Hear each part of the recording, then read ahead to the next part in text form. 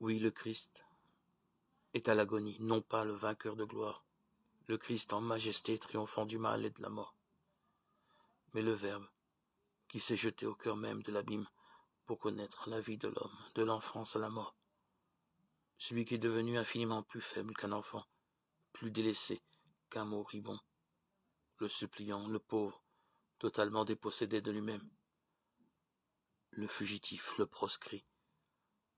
Le Christ n'est pas venu en vainqueur, mais en suppliant. Il s'est réfugié en moi, en vous.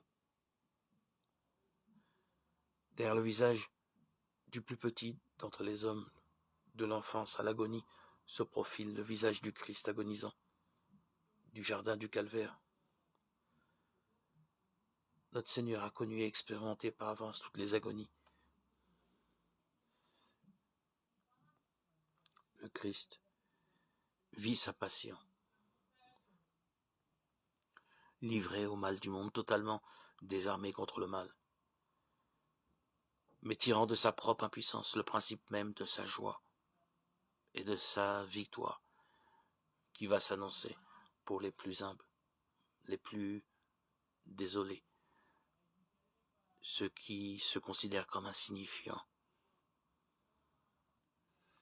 Jésus a souffert d'une souffrance dont nous ne pouvons nous faire aucune idée, dont nous n'avons aucune expérience. Nous sommes endurcis à la douleur comme au mal.